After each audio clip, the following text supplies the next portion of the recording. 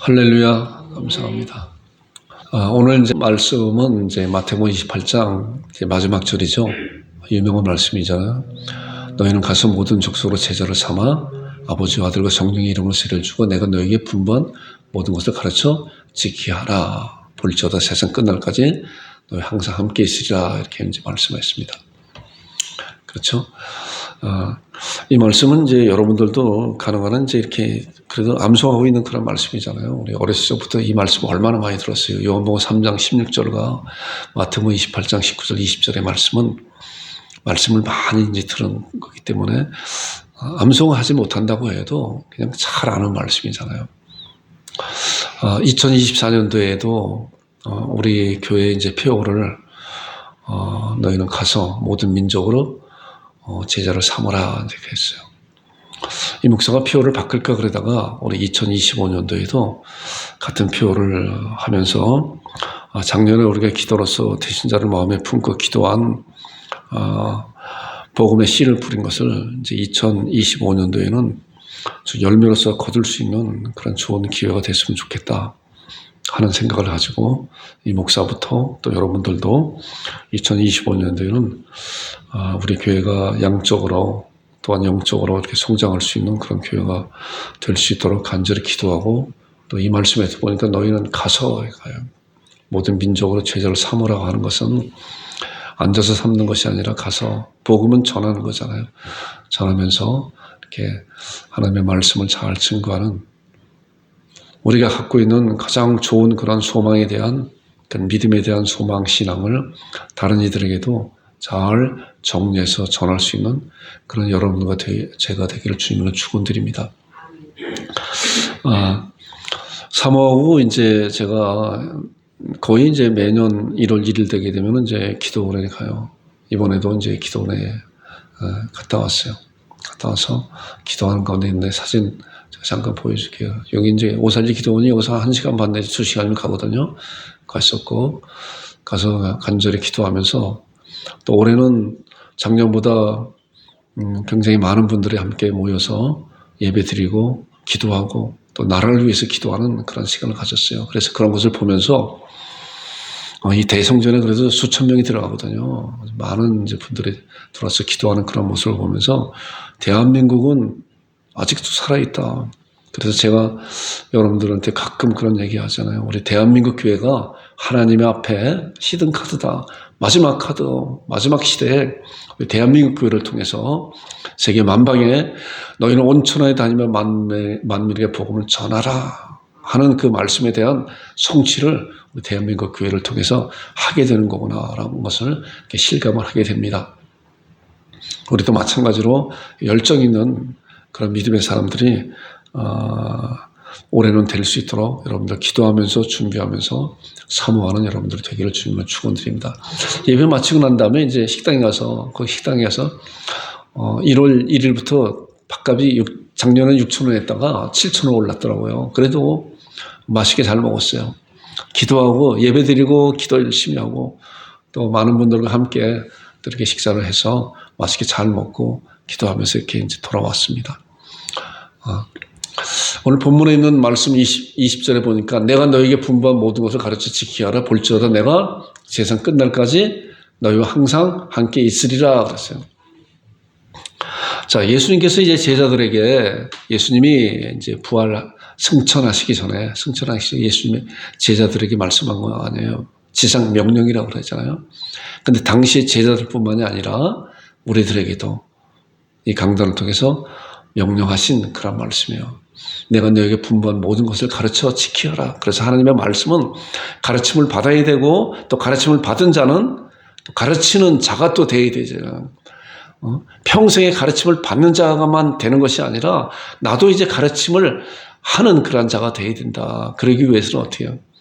말씀을 스스로 연구하고 묵상하고 공부하고 내 것으로 만들고 다른 이들에게 그 말씀을 잘 전하는 그런 자가 되어야 되잖아요.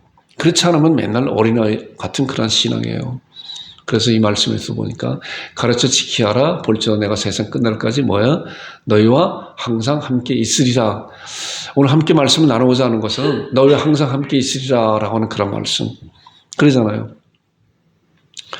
이 말씀 보니까 예수님께서 승천하시기 전에 제자들에게 또 우리들에게 항상 함께 있으리라고 말씀하고 있는데 과연 여러분들은 이 말씀에 대해서 아멘으로 정말 굳건한 믿음의 신앙으로 신하고 있는 것인가를 잘 살펴봐야 돼요. 이 목사가 오늘은 이제 간증 설교를 간단하게 이제 이렇게 하려고 그러는데, 말씀을 통해서 먼저 말씀을 보고, 그리고 이제 간증에 대한 것은 짧게 말씀을 나눌 거예요. 주님이 함께 하시는 그런 것을 이렇게 경험하는 그런 시간을 가졌어요.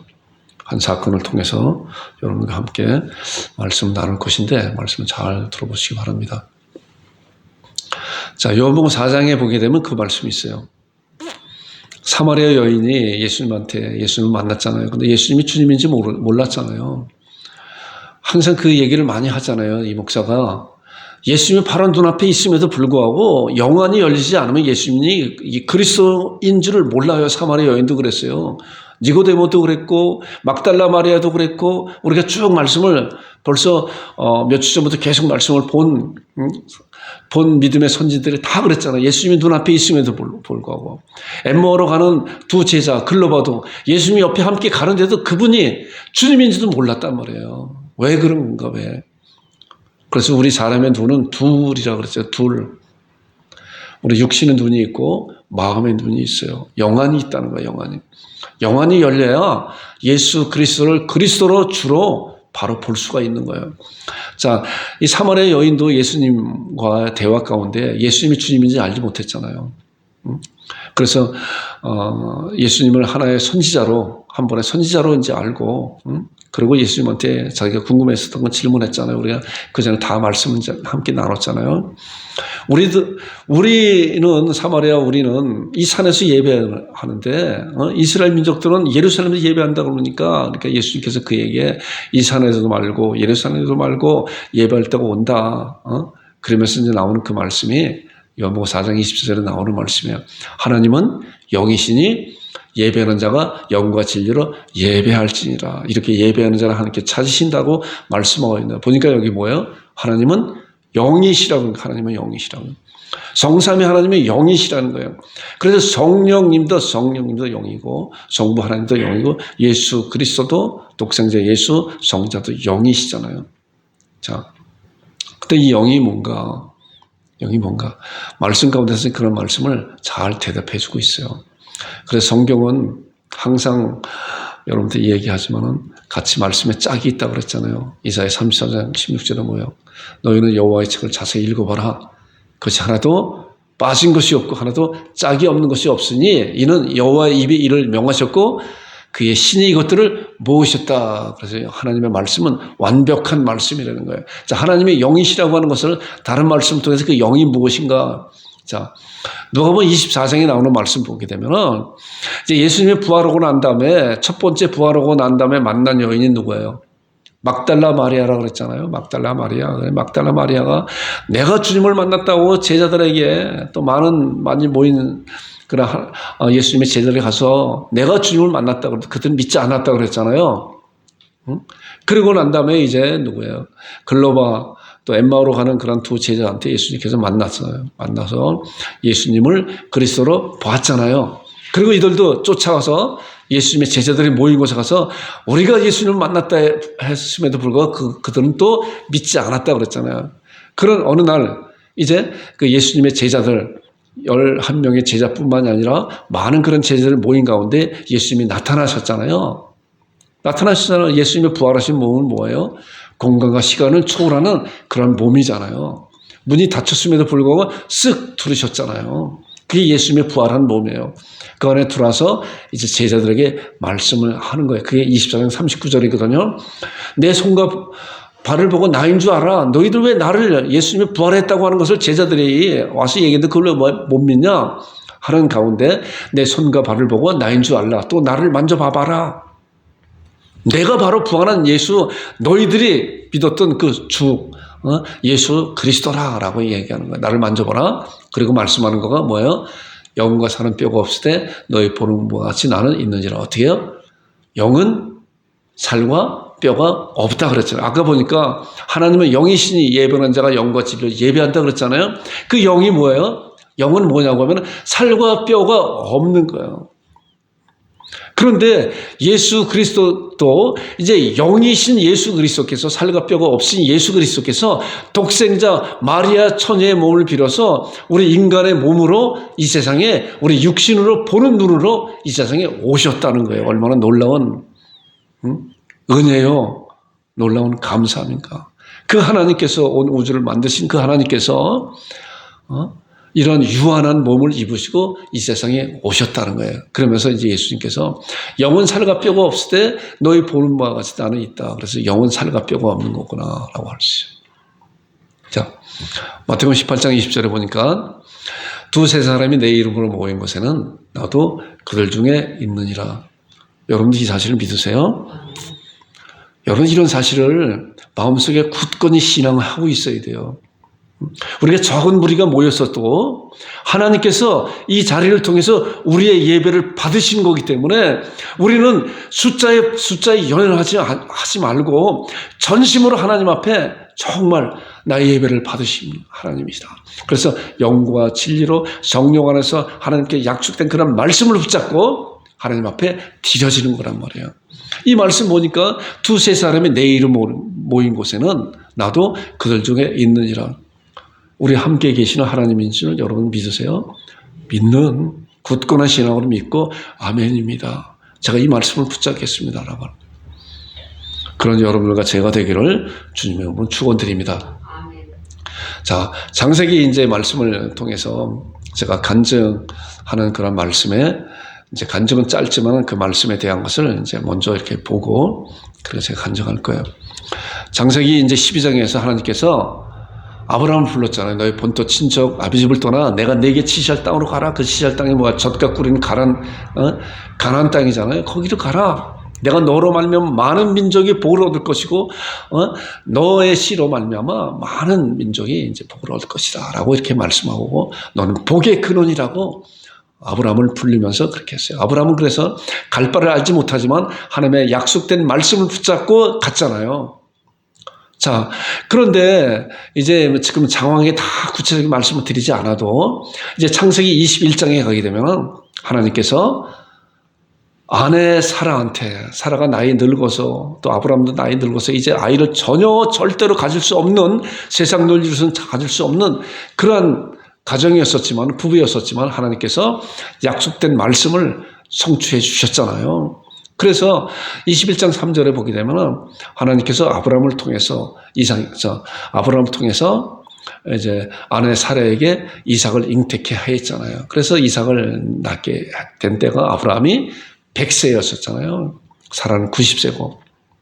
자, 아브라함을 불렀을 때가 창세기 12장이 뭐야? 75세에 불러고, 그리고 이제 여러 가지 여정 가운데, 우여곡절 가운데 있었잖아요. 아브라함이 자기 아내 사라도 팔고, 또, 하가를 취해서 이스마엘도 낳고, 그거 아닌데도 자기 마음대로, 자기 생각대로 하나님의 말씀이 그것인 줄 알고 그랬었잖아요. 잘 모르게 되면 이렇게, 우왕좌왕하는 그런 것이 돼요. 그래서 하나님의 말씀을 정확히 알아야. 그래서 나중에는 이것이 나의 아내 사라를 통해서 낳는 그 아이가 하나님께서 약속된 그 약속의 씨구나 라고 하는 걸 정확히 알고, 그리고 세상 논리로서는 절대로 아이를 가질 수 없는 그런 가정이었었지만은 하나님의 놀라운 은혜로 말미암아 이제 아이를 갖게 되고 이삭이 태어났잖아요. 그것이 언제예요? 아브라함을 부르고 25년 후에잖아요. 100세가 되었을 때. 그러고 난 다음에 이제 세월이 흘러서 그 이삭이 자라고 열 몇 살 정도가 됐죠. 그리고 난 다음에 창세기 22장에 하나님께서 아브라함에게 시험을 하는 거예요. 시험은 두 가지라고 그랬잖아요. 시험은 뭐예요? 유혹. 사단이 하는 시험은 유혹이에요. 넘어뜨리려고 하는 시험이고, 하나님께서 하시는 그런 시험은 테스트 하는 거예요. 테스트. 다르잖아요. 우리나라 성경 번역은 시험이라고 했지만 영어는 다르다 그랬잖아요. 테스트와 또한 유혹과는 다른 거예요. 엄연히 다른 거예요. 사단 마귀는 우리를 유혹해서 시험해서 넘어뜨리려고 하는 거고, 하나님께서는 우리를 테스트해서 세우려고 하는 거잖아요. 하나님께서 이제 아브라함이 이제 믿음이 얼마나 돼 있는 건가를 보기 위해서 이제 테스트하는 거예요. 그래서 창세기 22장에 나오면 하나님께서 아브라함에게 이런 명령을 하잖아요. 자, 여호와께서 이르시되 내 아들, 내 사랑하는 독자. 자, 여기 보니까 하나님께서 얼마나 아브라함이 자기, 그렇죠, 100세가 되어서 얻은 아들인데 얼마나 귀엽고 얼마나 사랑스러워. 그러니까 하나님께서도 보니까 내 아들, 아브라함, 내 아들, 내가 사랑하는 독자. 한 명밖에 없는 그 아들을, 이삭을 데리고 모리아 땅으로 가서 내가 내게 일러준 한 산 거기서 그를 번제로 드려라. 엄청난 그런 명령이잖아요. 청청 병력 같은 그런 명령이잖아요. 이 내가 사랑하는 이 아들, 100세가 돼서 얻은 아들인데 지금 10몇 년을 키웠는데 이 아들을 번제로 하는 것은 죽여서 그 아들을 잡아서 하나님 앞에 드리라고, 불러 살아 드리라고 하는 그러한 제사잖아요. 그러니 아브라함이 얼마나 이렇게 생각했겠어요. 얼마나 비통한 그런 심정에 잠기겠어요. 그런데 그렇지 않은 거예요. 그렇지 않아요. 3절에 보니까 아브라함의 그 신앙을 우리가 여기서 알 수 있어요. 자, 제가 전에도 이 말씀을 하면서 공부를 열심히 하는 학생들은 뭐예요? 공부하지 않은 학생들과 공부 열심히 하는 학생들은, 자, 내일 시험 보겠습니다 라고 하면은 공부 열심히 하는 학생들은 뭐예요? 이때야 이제 됐다. 내가 준비를 다 했으니까 나의 실력을 발휘할 때다. 공부 하나도 안 하는 학생들은 뭐예요? 아주 초조금이 되잖아요. 나의 실력이 아주 다 드러날 때가 됐구나. 나는 이제 0점이구나. 근데 공부 잘하는 학생은 이제 내가 테스트를 한번 받고 싶다. 그리고 100점 받고 싶다라고 하는 거예요. 이삭이 그런 심정이었었어요. 자, 이삭은 이제 자기 믿음이 굳건한 그런 믿음을 갖고 이제 하나님의 그 테스트에 임했어요. 이 말씀만 단순히 봤을 때는 얼마나 독자 사랑하는 그 아들을 하나님 앞에 잡아서 죽여서 제사로 드리라고 하는데 얼마나 정말 비통한 그런 사건이에요. 그런데 자, 3절에 보니까 이 말씀이에요. 아브라함이 아침에 일찍 일어났다. 나귀의 안장을 지우고 두 종과 그의 아들 이삭을 데리고 번제에 쓸 나무를 쪼개 가지고 떠나 하나님이 자기 일러주신 곳을 갔다. 여기 보니까 자, 이런 말씀도 우리가 생각해 볼 수 있는 것은 아브라함이 자기 아들을 죽여서 드리라고 하는데 뭐 아침에 일찍 일어나요? 그렇잖아요. 그런데 뭐예요? 공부 열심히 준비한 학생은 아침에 일찍 일어나서 빨리 가서 시험 보고 싶잖아요. 아브라함이 그 심정이에요. 응? 내 아들 이삭을 드리라고 해도 내가 이제 믿음으로 이제 다 준비가 됐기 때문에 하겠습니다. 하고 아침에 일찍 일어나서 몰라요. 자는 이삭을 깨워서 빨리 일어나라고 그랬을지도 몰라요. 그리고 아들 이삭을 데리고 번제 쓸 나무를 쪼개가지고 떠나서 하나님이 자기의 일러주신 곳을 갔다. 자, 창세기는 나오지 않지만은 이제 제가 왜 이렇게 강하게 그런 말씀 드리냐고 하면은 아브라함이 감사함으로 기쁨으로 일찍 일어나서 말이 안 되잖아요. 어떻게 감사함으로 기쁨으로 일찍 일어나야 자기 아들을 죽이려고 그러는데 사랑하는 독자 이 아들을. 근데 아브라함의 그 심정을 이해할 수 있는 것이 어디 히브리서 11장 19절에 보니까 나와요. 보세요. 하나님께서 그가 하나님이 능히 이삭을 죽은 자 가운데서 다시 살릴 줄을 생각한지라 비오건대 그를 죽은 자 가운데 도로 받은 것이라고요. 어떻게 해요? 아브라함의 믿음이 여기 있어요. 자, 하나님께서 아브라함에게 철저히 약속해 주셨거든요. 18절, 17절에 보게 되면 그 말씀이에요. 내 씨가 바로 이삭이다. 이삭으로 말미암아 아브라함에게 약속된 모든 민족의 복을 얻을 것이라고 하는 그런 약속이 지속적으로 내려갈 것이다 라고 하는 말씀이에요. 그래서 이제 아브라함은 절대적인 그런 신앙을 가졌잖아요. 이삭을 드리라고 해도 감사함으로 그래 드려도 돼. 근데 이 말씀 보니까 하나님 앞에 드려도 이삭은 하나님이 다시 살려줄 거다라고 하는 절대적인 신앙을 가졌잖아요. 그러니까 아침에 일찍 일어나서 이삭을 깨워서 함께 하나님께서 약속된 그 모리아 땅으로 가서 이삭을 죽여서 드리려고 했잖아요. 그거예요. 이게 신앙이에요. 이게 절대적인 우리의 믿음을 가질 수 있는 그런 신앙이 하나님의 말씀에 약속된 말씀을 이렇게 갖는 거예요. 아브라함이 그래서 믿음의 조상이라고 하는 것이 이런 말씀을 통해서 알게 돼요. 다시 살릴 줄 생각한지라 그랬어요. 자, 그 다음에 창세기 20장, 그 다음에 나오는 말씀 보니까 그래서 자, 22장 이제 13절 전에 이제 가서 모리아 산에 가서 이제 제단을 꾸며놓고 자기 아들 이삭을 묶어서 제단에다 올려놓고 어떻게 했어요? 칼을 들어서 자기 아들을 죽이려 했잖아요, 진짜. 그랬잖아요, 진짜. 그래도 뭐야, 아브라함은 죽여도 하나님이 살려줄 거다 하고 하는 그런 아주 놀라운 그런 신앙을 가졌잖아요. 하나님 앞에 테스트 받는데, 자기 마음속은 그렇잖아요. 그렇게 모션만 취한 게 아니에요. 정말로 그랬더니 하나님께서 전설을 통해서 아브라함아. 그리고 아브라함의 그 하는 그 행동을 막았잖아요. 그러고 나와서 나오는 말씀이 22장 13절에 나오는 말씀이에요. 아브라함이 이제 눈을 들어서 살펴본 적은 뭐예요? 한 수양이 뒤에 있는데 불이 숯불에 걸려 있는지라. 아브라함이 가서 그 수양을 가져다가 아들 대신하여 번제를 드렸다. 자, 보니까 수양이 뒤에 있었다는 거예요. 아브라함이 이것을 보지 못했었어요. 이삭을 드리고 이삭을 제단에 올려놓고 드리려고 정말 드린 그런 가운데 하나님께서 그렇게 그 행동을 막고 그러고 난 다음에 아브라함이 눈을 보니까 수양이 뒤에서 숯불에 걸려서 있다는 거예요. 아브라함이 그런 사실을 보면서 내 이삭 드리는 거 대신 여기 보니까 아들을 대신하여 어떻게 해서 번제로 그 수양을 하나님 앞에 드렸다는 거예요. 이삭을 드린 거는 마찬가지 똑같은 거잖아요. 아들을 대신하여. 자, 아브라함이 처음부터 수양이 있는 것을 본 것이 아니라 자기 아들을 드릴 때 하나님께서 눈을 열어주셔서 수양이 뒤에 있는 것을 보게 된 거예요. 자, 22장 14절을 보니까 그래서 아브라함이 이제 이런 말씀을, 아브라함이 그 땅 이름을 여호와 이레 하였으므로 오늘날까지 사람들이 이기를 여호와의 산에서 준비되리라. 자, 여호와 이레는 뭐예요? 그래서 여호와 이레는 하나님께서 준비하셨다. 하나님께 준비하셨다. 하나님께 준비하셨다. 제가 이제 좀 이따 간증 짧게 할 건데 하나님께 준비하신 그런 것을 제가 아주 경험을 해보게 돼요. 자, 그 다음에 이제 창세기 28장은 아브라함이 이제 이삭을 낳고 또 이삭이 야곱과 에서를 낳잖아요. 야곱과 에서 쌍둥이를 낳잖아요. 창세기 28장에는 이제 야곱과 에서가 서로 이제 옥신각신 하는 그런 가운데 있잖아요. 야곱이 얼마나 또 아주 뭐라 그럴까 좀 아주 나쁜 편으로는 교활한 마음도 있어요.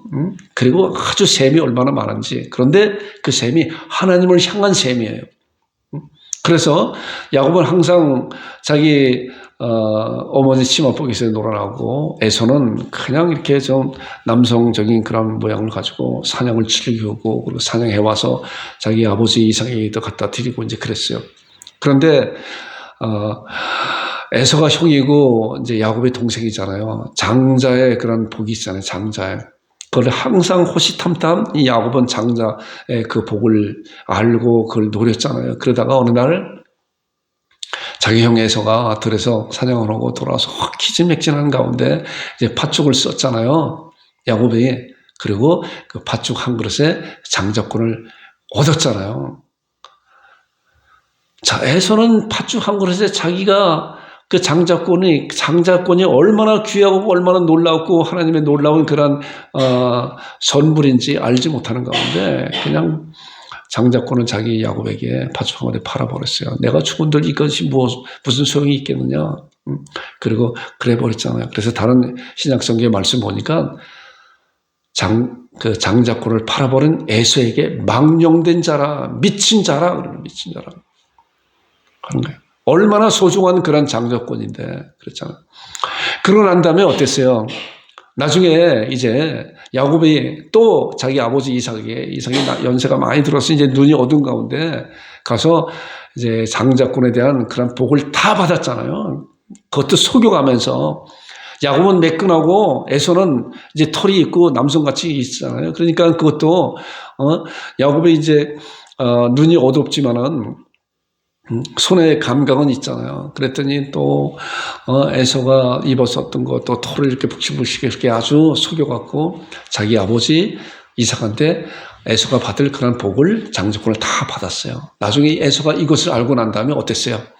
화가 나서 자기 동생 야곱을 죽이려고 그랬잖아요.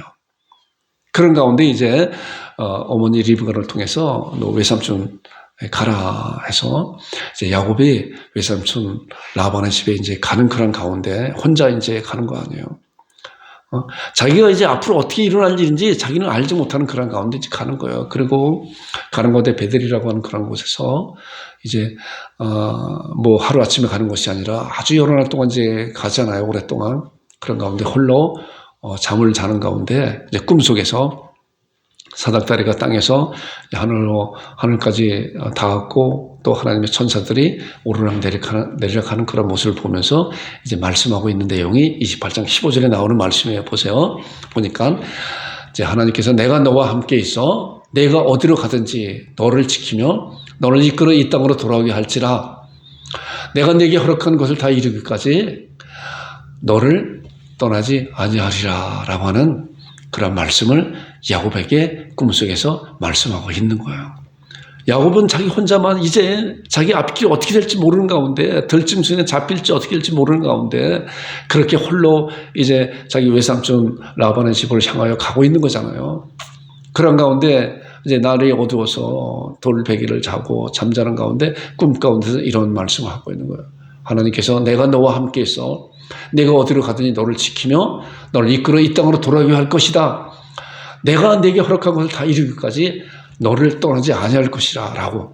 아까 우리의 말씀에서도 보니까 항상 우리 주님께서 항상 우리와 함께 계신다고 하는 그런 말씀과 같이 하나님께서 야곱에게 너 불안해하지 말아라. 네가 갔다가 다시 이 땅으로 돌아올 것인데 그때까지 내가 너를 떠나지 않고 이렇게 있을 것이라 라고 약속하고 있는 말씀이에요.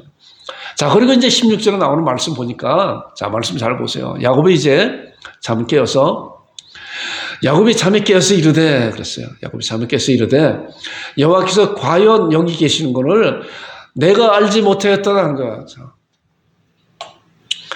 여호와께서 과연 나의 등 뒤에서 나를 보호하시고 인도하시고 이끄시는 그 하나님이 있으신 것을 내가 여태까지 몰랐구나.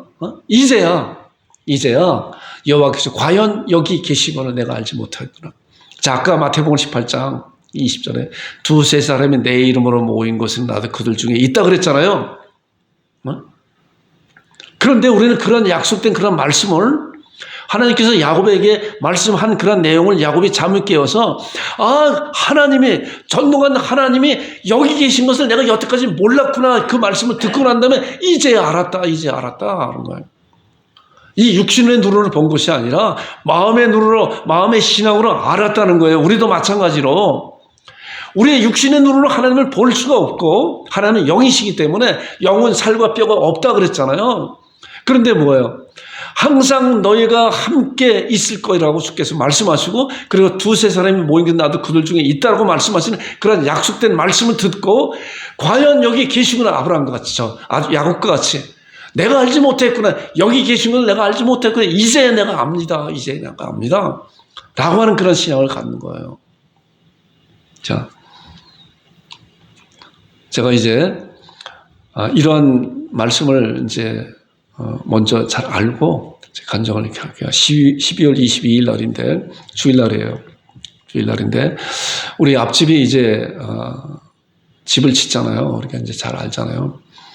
우리 저 큰 길에서 우리 집까지 한 20m 정도가 되는 이제 있잖아요. 골목으로. 그래서 거기서 이제 하수관이 나오잖아요. 늘 하수관 때문에 항상 이제 신경을 쓰고 어떤 때는 하수관이 또 이렇게 막히고 그래서 제가 가끔 또 이렇게 공사도 하고 그래요. 그것도 팔려고 하면 하수가 보통 한 1m 정도 뭐 이렇게 아래에 있기 때문에 삽으로 파야 되고 또 인부를 부르게 되면 물론 쉽죠. 근데 돈이 많이 들어가잖아요. 제가 직접 이제 그걸 하고 이제 그랬는데 옆집이 이제 그런 일을 하면서 레미콘 차도 들었다 나갔다 이제 하고 하다 보니까 이 하수관이 다 망가져 버렸어요. 망가져 버려서 이제 우리 집 앞에까지 다시 하수관을 뚫어내서 땅 바깥으로 이제 물이 나갈 수 있도록 그렇게 이제 임시로 만들어 놨어요. 그래도 이제 앞집이 이제 좋은 일 하니까 여러 가지 이제 불편한 것이 많죠. 이제 바로 뒷집이니까 또 공사하는 인부들이 아침 7시 되면 와서 이제 일하고 뭐 시끄럽고 뭐 어떤 데는 막 뚱땅대고 막 그래요. 그럼에도 불구하고 잠시 조금만 참으면은 금방 일 끝나겠다라고 이제 이렇게 생각을 하면서 계속 이렇게 참고 있었죠. 그것은. 그렇잖아요.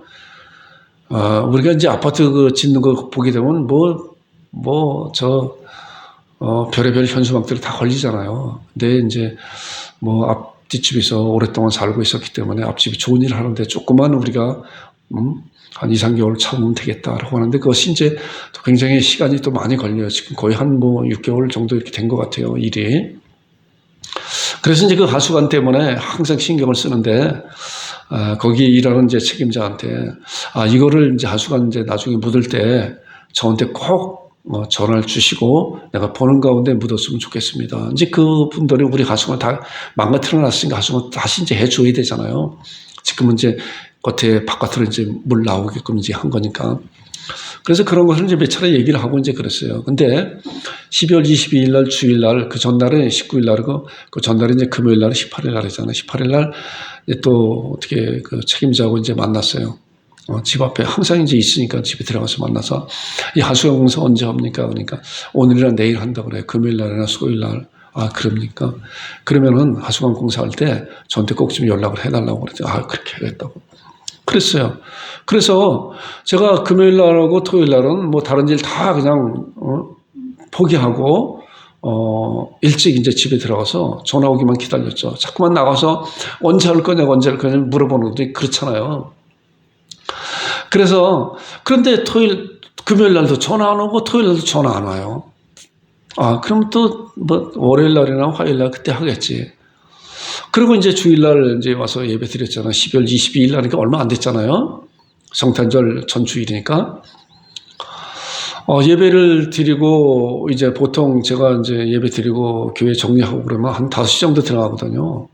또 사모도 이것저것 정리하다 보면 한 3시 이제 이렇게 들어가는데 아침에 나오는데 좀 이렇게 그 느낌이 좀 이상해요. 그렇다고 해서 그 현장 책임자한테 오늘 할 거냐고 또 물어보기든지 그러고 그래서 이제 아내가 점심을 먹고 난 다음에 좀 일찍 이제 집에 들어가겠다고 해서 이제 들어갔어요. 사모가. 그리고 이제 전화가 왔어요. 빨리 와봐야 된다고. 그래서 제가 한 2시 정도 됐나요? 2시 정도 이제 가봤어요. 가봤더니 내가 그렇게 전화를 좀 하라고 그랬는데 하지도 않고 이미 한 80% 이상을 하수관을 묻어놓은 거예요. 그래서 가자마자 왜 나한테 그렇게 몇 번씩 전화하라고 하수관 묻기 전에 전화하라고 내가 보는 가운데 하수관 묻어야 된다. 왜냐고 하면은 지금은 하수관을 묻고 난 다음에 위에 아스팔트 포장을 다 해버리기 때문에 나중에 하수도가 막히게 되면은 그때는 큰 공사가 돼요. 큰 공사가. 전에는 그냥 보드블록 몇 개만 뜯어내고 삽으로 파도 되는데 이제는 그렇게 될 수가 없고 포크레인 갖다가 해서 또 포크레인 한번 장비가 와서 하게 되면 하루 하는데 70만 원이라는 거예요. 그래서 80% 정도 이렇게 했기 때문에 안 된다 이거 지금. 그리고 하수관 묻는 것도 내 마음에 맞지 않게 작은 거를 이제 묻은 거예요. 하수관도 큰 거는 묻어야 되는데 큰 거를 묻어도 그것이 제대로 나갈지 안 나갈지 모르는 가운데 있는데 그래서 거기서 좀 이제 큰 소리가 나오고 옥신각신했어요. 왜 그렇게 몇 번씩이나 전화를 하라고 그랬는데 내가 목사인지 알고 있어요. 알고 있는데 왜 나 몰래 목사가 교회 주일날 예배드릴 때 몰래 이렇게 묻냐고. 몰랐다는 거예요 자기는. 그리고 왜 나한테 연락하는데 잊어버렸다는 거예요. 말이 되지 않는 그런 얘기를 이렇게 하는 거예요. 그래서 다 파라고 다시 하라고. 다 파라고. 이거 안 된다고. 이거 가지고는 안 된다고. 그러면서 자기가 얘기할 때는 괜찮다는 거예요. 그래서 내가 그 건물 주인 불렀어요. 우리 아내가 이제 불러와서 건물 주인 보는 가운데 이 소장은 괜찮다고 하는데 네가 여기 봐봐라.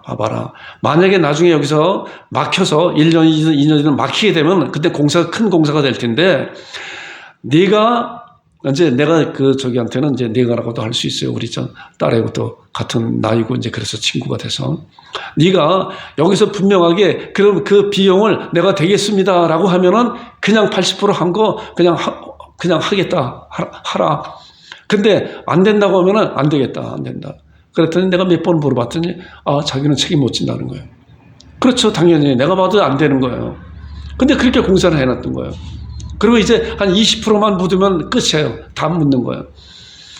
그래서 거기서 큰 소리가 왔다 갔다 하면서 다시 파라고 도로 파라고. 그리고 다시 큰 거 갖다 묻으라고. 그랬더니 그날에 주일이잖아요. 포크레인도 작업을 하는데 그 얘기를 하는 거예요.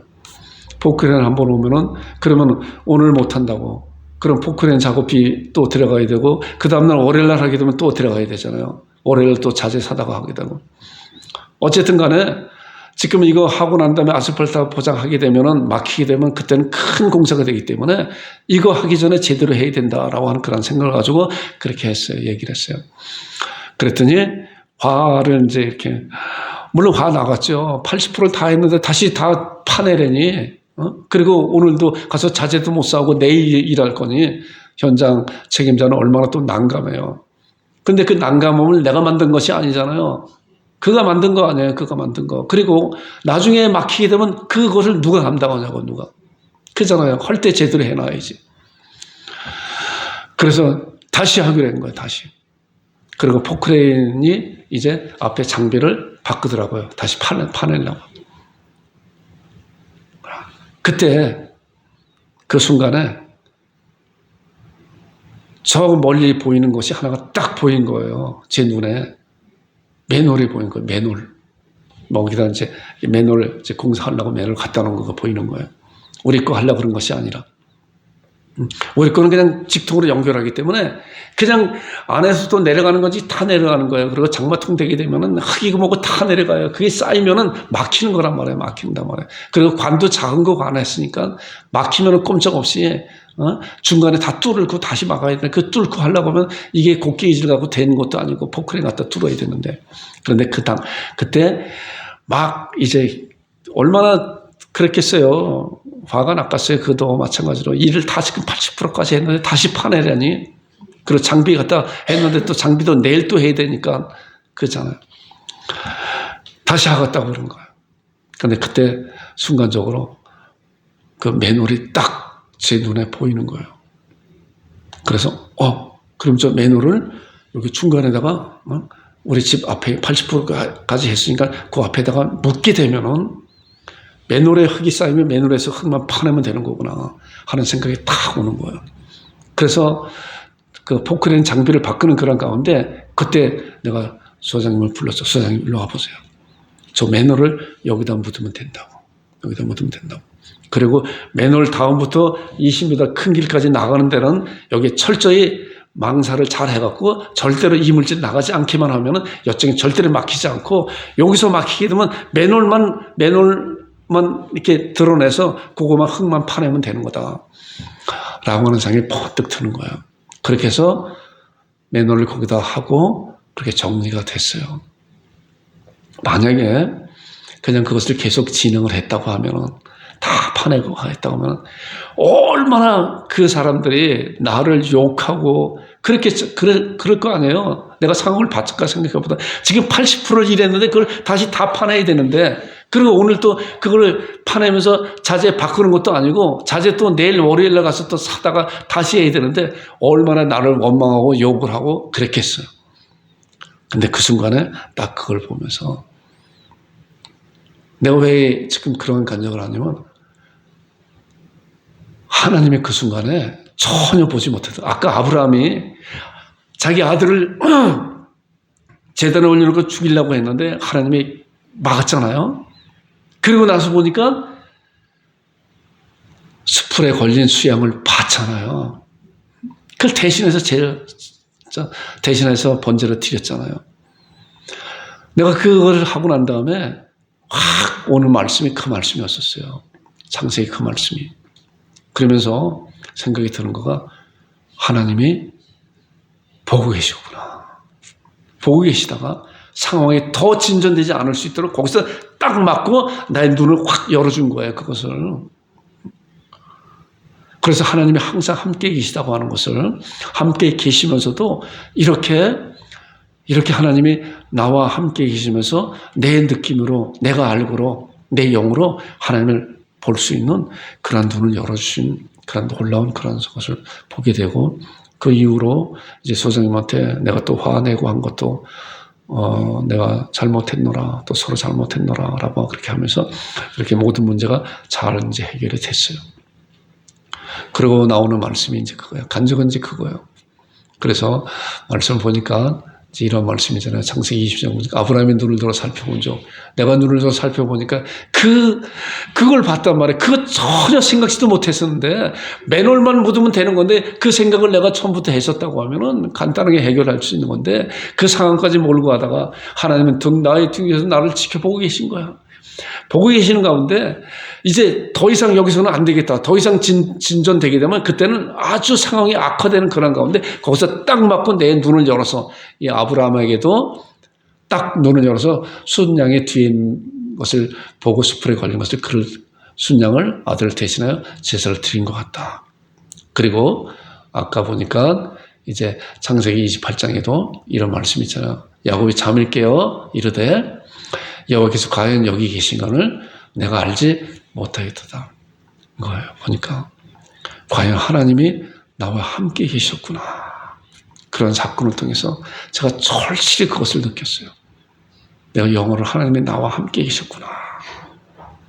내가 막 가서 화를 막 냈잖아요. 왜 나한테 연락 안 하고 이렇게 일을 80%까지 벌써 다 해놨냐고. 다 뜯어내라고. 그런 옥신각신하는 가운데 뜯어내려고 하는 그 순간에 포크레인도 앞에서 장비를 바꾸고 또 뜯어내려고 하는 그런 가운데 씩씩대고 이제 하죠.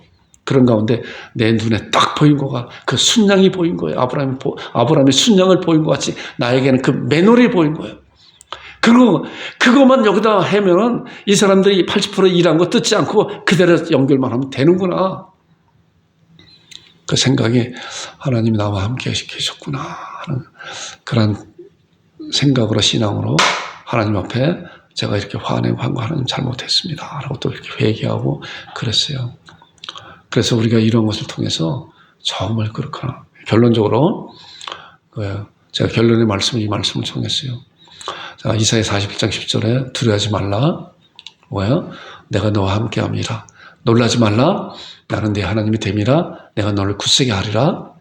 이제 하나님께서 말씀하고 있는 것이 지금 우리들에게 말씀하고 있는 거예요. 참으로 너를 도와주리라. 참으로 나의 의로운 오른손으로 너를 붙들리라. 뭐야? 두려워하지 말라. 뭐야? 내가 너와 함께함이라. 믿으세요? 이런 말씀 우리가 아멘으로 받아야 돼요. 아멘으로 받아야 돼요. 자, 두려워하지 말라. 내가 너와 함께함이라. 아멘. 이게 아멘 받아야 돼요. 하나님 우리와 함께 하신단 말이에요. 아까 우리 말씀 봤잖아요. 너희는 가서 모든 족속으로 제자를 삼아 아버지와 아들과 성령의 이름으로 세례를 주고 내가 너희에게 분부한 모든 걸 알았죠. 지키하라. 벌저다 세상 끝날까지 너희와 항상 함께 있을 것이라고 약속해 줬잖아요. 그 말씀을 아멘으로 받아야 돼요. 아멘으로.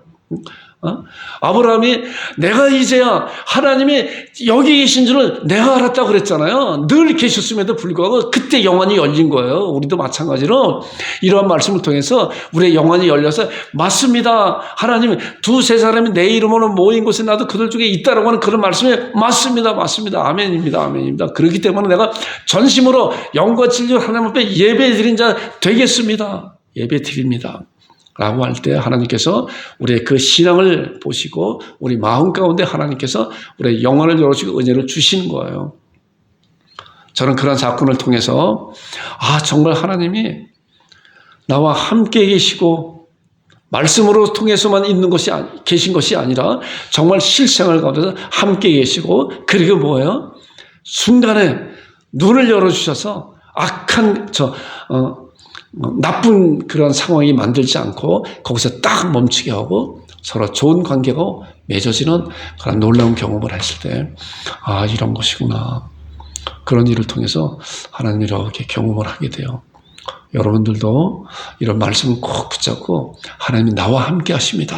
하나님 앞에 고백하고 또한 신앙하고 또 하나님을 사모하는 그런 가운데 너희가 나를 간절히 찾고 찾으면 나를 만날 수 있으리라 라고는 예레미야 29장 나오는 그런 말씀같이 우리도 간절히 주님을 찾고 경험하는 여러분과 제가 되기를 주님의 이름으로 축원드립니다. 기도하겠습니다. 하나님 아버지 은혜를 감사합니다.